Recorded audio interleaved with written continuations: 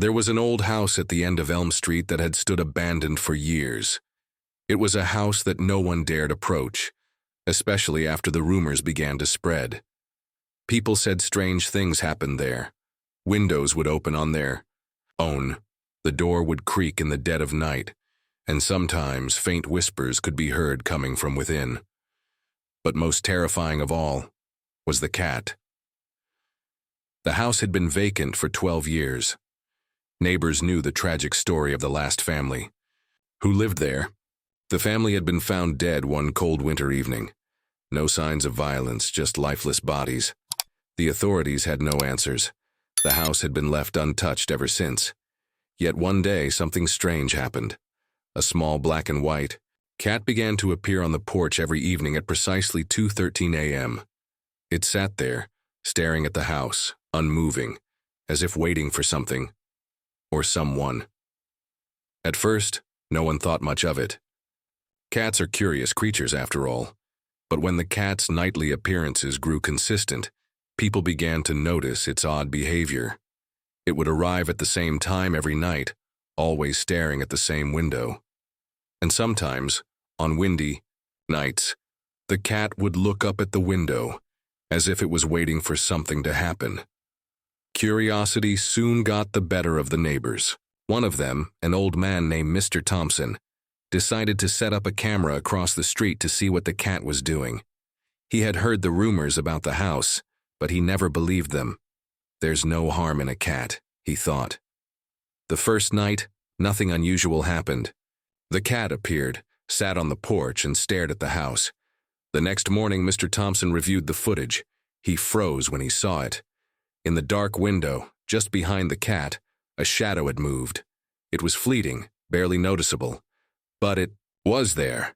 Confused and a little uneasy, Mr. Thompson decided to keep the camera rolling, determined to capture more evidence. The next few nights passed without anything extraordinary, until the fourth night. At 2:13 a.m., the cat appeared as usual. This time, however, the footage showed something much more unsettling. As the cat sat there, the faint sound of scratching could be heard from inside the house. Mr. Thompson rewound the footage, listening closely. It wasn't just scratching, it sounded like someone, or something, was trying to get out. The next morning, he reached out to the other neighbors asking if they'd heard anything strange. Most of them dismissed it as the wind or some wild animal, but Mrs. Richardson, an elderly woman who had lived on Elm Street for decades, had a different story to tell. She had lived across from the abandoned house when the family died. "I don't know if I should tell you this," she said, her voice trembling. "But there was something off about that cat. It's the same one I saw years ago." According to Mrs. Richardson, the cat had belonged to the family who died in the house.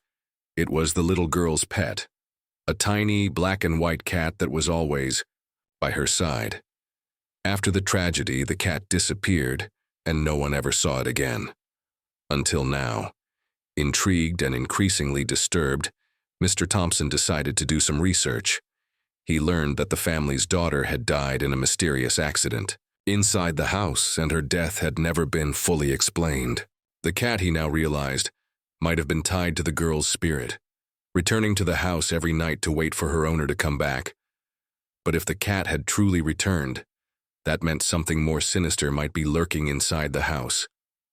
Determined to get to the bottom of it, Mr. Thompson set up 2 cameras, one inside the house and one outside, aimed directly at the window the cat always stared at. As midnight approached on the 6th night, the air around the house seemed to grow colder. The wind howled, and the cat appeared at its usual time, staring intently at the window. This time, however, something felt different. The cat began to move, pacing back and forth in front of the window, as if it was looking for something. The outside camera captured it clearly, but the inside camera was static. Nothing was visible. Suddenly, the camera inside the house flickered on. The footage showed a faint outline of a figure in the hallway, pale, almost transparent. The figure moved closer to the window. As it reached the window, the camera captured a single word, whispered softly but clearly. "Help." Mr. Thompson's heart raced as he watched the footage. The cat had been leading the spirit of the little girl toward the window. But why? Late that night, he decided to investigate further. He broke into the house through a back window, his flashlight shaking in his hand. As he stepped inside, the air was thick with dust and the smell of mildew. The floor creaked under his weight. As he made his way toward the stairs, the house was eerily silent, except for the sound of his own breathing and the occasional creak of the wood. Suddenly, the faint sound of a child's laughter echoed through the hallway. Mr. Thompson spun around, but there was nothing there. He continued up the stairs, the laughter growing louder and louder with each step. When he reached the top, he saw the same black and white cat sitting at the end of the hallway, staring at him. In the dim light, Mr. Thompson could just make out the faint shape of a child's figure standing next to the cat. The figure was translucent, its eyes hollow, and its face twisted with an unnatural expression.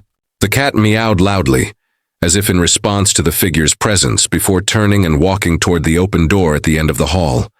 The child's spirit followed the cat into the room, vanishing as the door slammed shut behind them. Mr. Thompson fled the house in terror, and the next morning he packed his things and left Elm Street, never to return. The house was left standing, as empty and silent as ever. But some nights, if you walk down Elm Street, you might still hear the faint meowing of a cat, echoing in the dark. As for the neighbors, they stopped asking questions. The cat had left for good, or so they thought. But deep in the shadows of that old house, some say the girl's spirit still waits for her pet to return.